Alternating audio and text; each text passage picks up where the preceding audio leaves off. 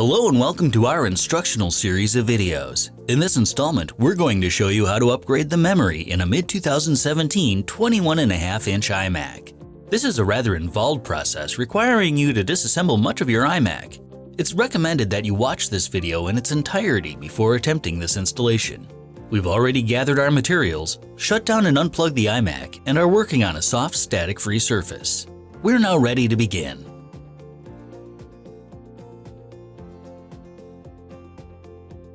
The first thing we'll need to do is remove the display. The display on the iMac is held in place with an adhesive around the edges which you'll have to cut apart. This is a tricky process which runs the risk of cracking the display, so you'll need to be very careful. Starting on one of the lower corners, insert the screen removal tool between the glass and the chassis. Work along all the edges of the iMac, taking care not to push out on the glass. All we're doing is cutting the tape holding the display on, not prying the glass away. The process may take a little bit, and you may need to go over sections multiple times, so be patient. The corners may be a little tricky. Make sure the tool is right up against the chassis to make sure all the tape is cut. When near the camera, you may feel some bumps as the tape is thin here. Continue around the iMac until you reach the other side.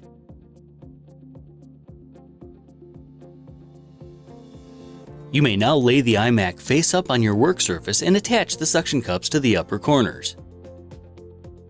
Do one last check to make sure you've loosened all the adhesive around the edges of the iMac, then lift the glass partway up using the suction cups. Inside, near the top, you'll need to detach two cables.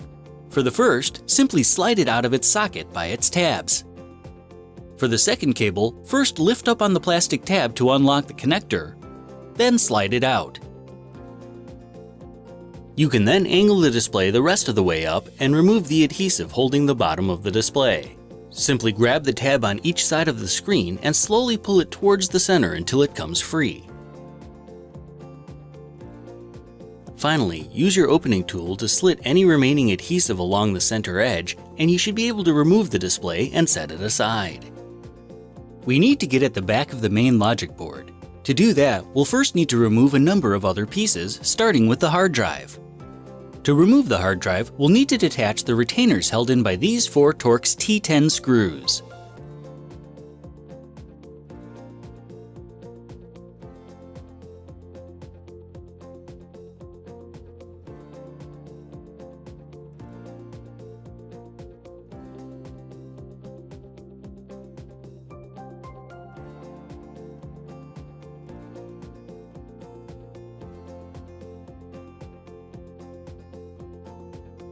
Once you've removed the retainers, you can lift the drive up from the bay and detach the SATA connector holding it in. The connector can be tight and the cord is short, so it may just be a matter of finding the right angle. You can then set the drive aside. Next, remove the 5 small Phillips screws along the lower rim of the iMac.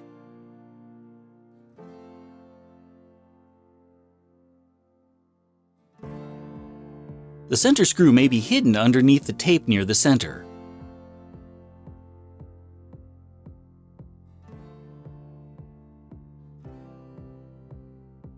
We can now remove the lower support bracket, making it considerably easier to remove the components from the chassis. Next, we're going to remove the power supply. The capacitors on the board can still hold a charge, even when unplugged, so you need to be extremely careful to hold the board by the edges and not touch any of the soldered connections. The first thing we need to do is disconnect the 2 visible connecting wires going to and from the board. The first wire is near the speaker and goes to the power button on the back. Simply slide it straight out of its socket. The other one is the power supply control cable, which slides out of its socket on the logic board in much the same way. Next, we can remove these 2 Torx T8 screws.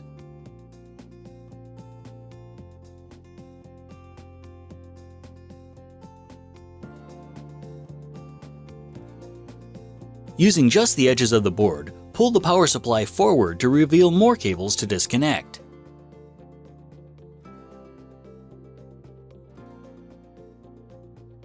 First, detach the cable leading to the back side of the logic board by squeezing the small tab and sliding the connector out of the socket. Finally, we need to disconnect the AC inlet cable, which connects deeper within the iMac. This cable has a tab similar to the one you just detached. Push the small tab down to unlatch it and pull the connector straight out of the socket. You can now set the power supply board aside. Next, we can remove the hard drive bay itself. It's held in place by a single Torx T8 screw.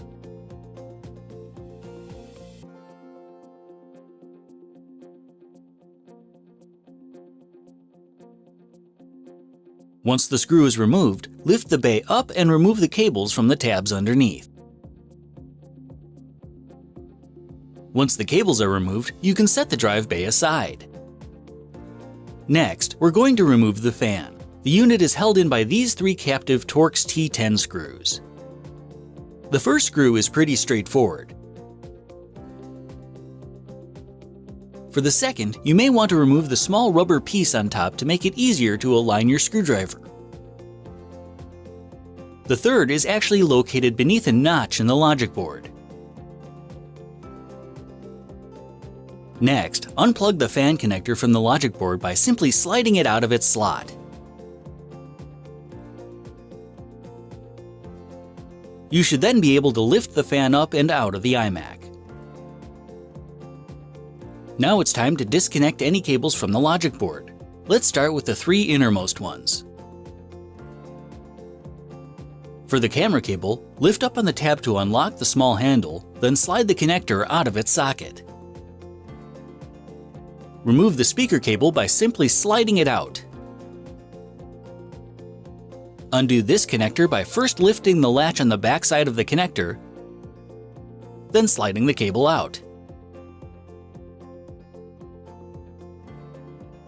The next things we'll want to detach are the wireless antenna cables, located near the top of the iMac. First, you'll want to remove the two Torx T5 screws holding the wire retainers in place.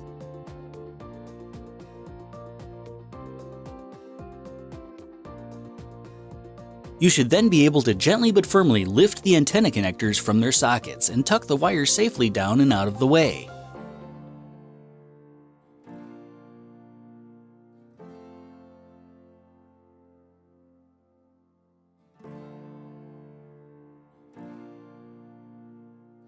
There are only two more connections on this side of the logic board that we need to worry about. The headphone jack connector simply lifts up and off of its socket. The last cable to detach is the speaker cable, which slides out of its socket like the other one did. We can now remove the four Torx T8 screws that hold the board in place. The screw nearest the Apple logo will have an anti-tampering label over it. All you need to do is poke the tip of the screwdriver through it and remove it like normal. The other three screws will remove normally.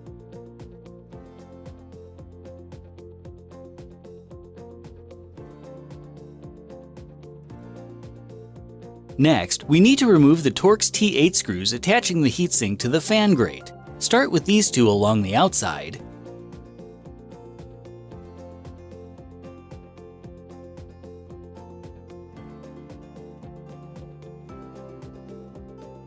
the other two are accessible through these notches along the edge of the logic board.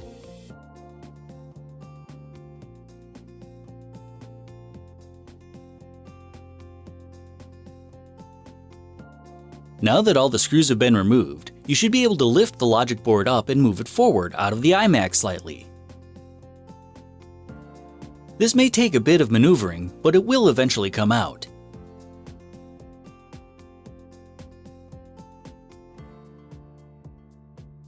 You should now have enough room to disconnect the SATA data and power cables from the underside of the board.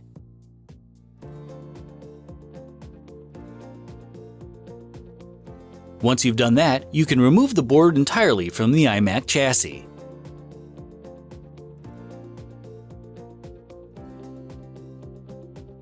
Looking at the backside of the logic board, you'll find the memory located here.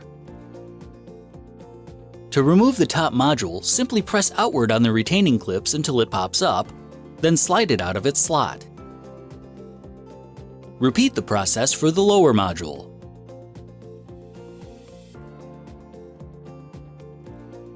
The bottom module has an adhesive thermal pad that will need to be transferred to the new module going in the bottom slot. Carefully peel the pad off the old module and use the remaining adhesive to attach it to the new one in the same orientation.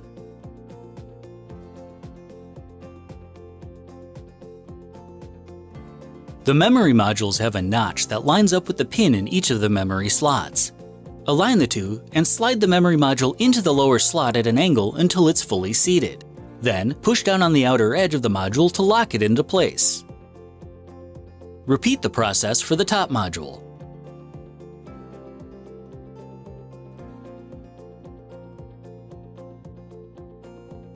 Before replacing the logic board, you'll want to untuck the cables from under their restraining tab in the bottom of the iMac. This will allow them to move freely while you reattach them to the logic board. The two SATA sockets are located near the memory modules you just replaced. Simply slide the connectors into their respective sockets until they lock into place.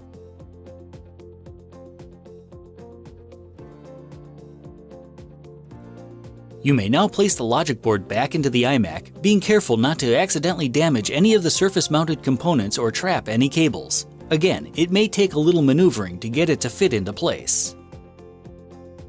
Once the board is in place, you can replace the 4 screws that hold the logic board down.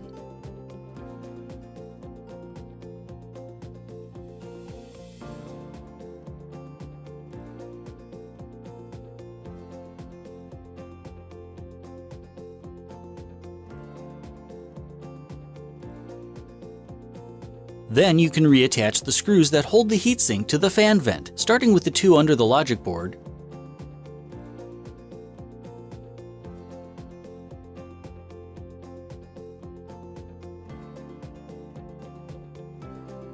then 2 towards the outside.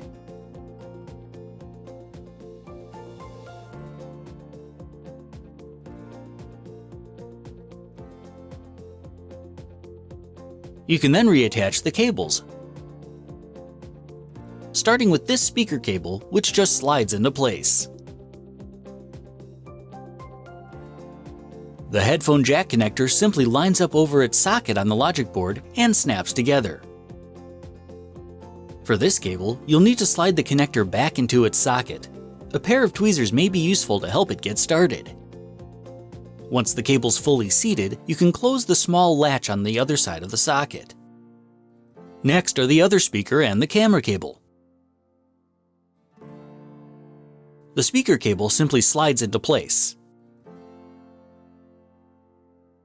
Then slide the camera cable into its socket, then lock it into place with the small handle. Finally, we can reattach the antenna cables, which should still be in order. Simply line the connectors up and press them together.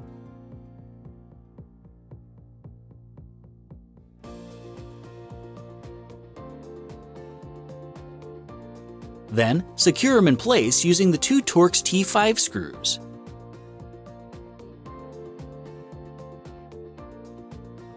You can now route the SATA and speaker wires back under their metal tab. Next, we can replace the fan. Set the fan into position and secure it using its 3 Torx T10 screws.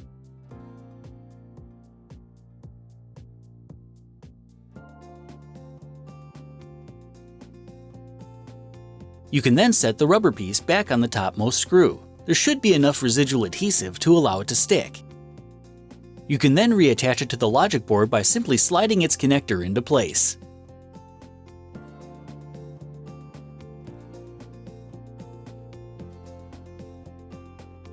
We'll need to reroute the SATA cable through these tabs on the underside of the SATA bay.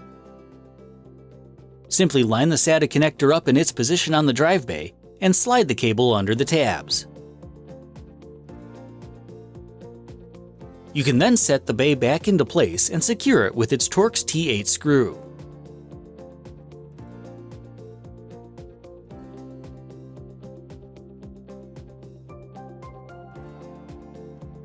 Next, we can replace the power board. First, slide the power inlet cable into its socket in the chassis until it clicks into place. Then, do the same with the cable going to the logic board.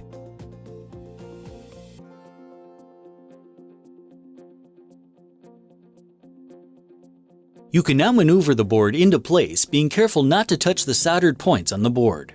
You may also need to push the logic board power cable out of the way underneath so the board can lay flat. Once you have the board in place, you can secure it with the two Torx T8 screws.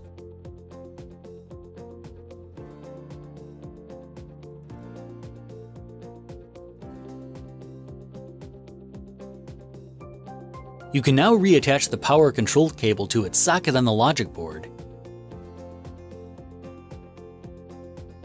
And finally, the power button cable on the other side.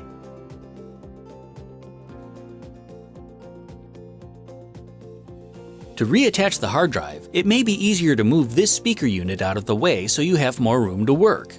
Loosen the two Torx T10 screws that holds it in.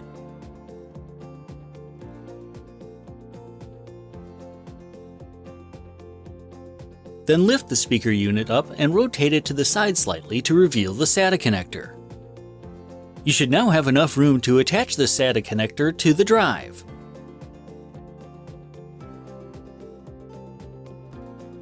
You can now set the drive itself so it lays flat in the bay. You can then set the speaker unit back into place and tighten the screws down again.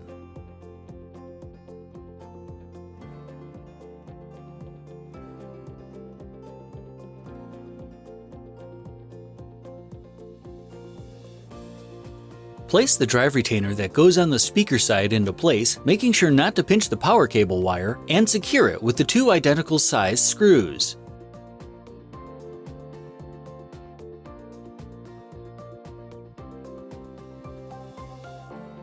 Then replace the other retainer. The side near the fan gets the shortest screw, while the remaining screw goes on the power supply side.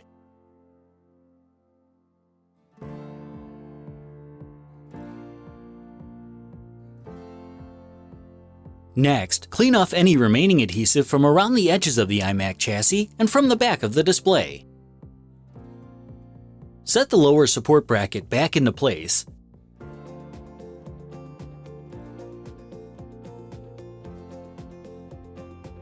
Then replace the screws using a nylon tool to support the back of it.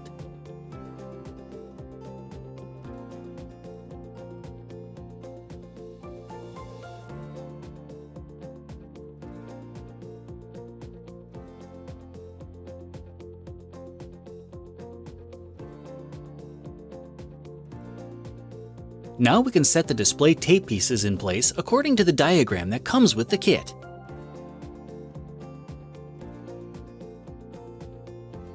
You'll know their position correctly if all the holes and cutouts line up correctly with the shape of the iMac chassis.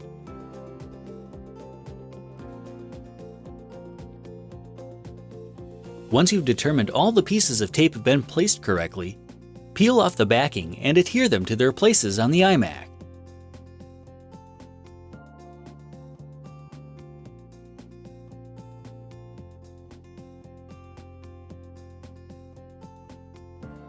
You can then peel off the backing on the other side to expose the adhesive that will attach the display.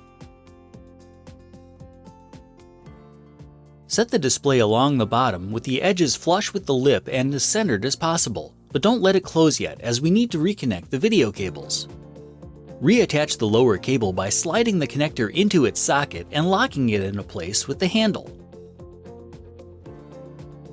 Then, simply slide the last connector into its socket. You can now carefully lower the display into place, making sure you have the edges lined up correctly. Gently squeeze along the edges to make sure the adhesive sticks. Then use the microfiber cloth to remove any extra fingerprints. Once you clean any remaining marks off your iMac, you're ready to set it back upright, plug it back in, hook it up, and turn it on.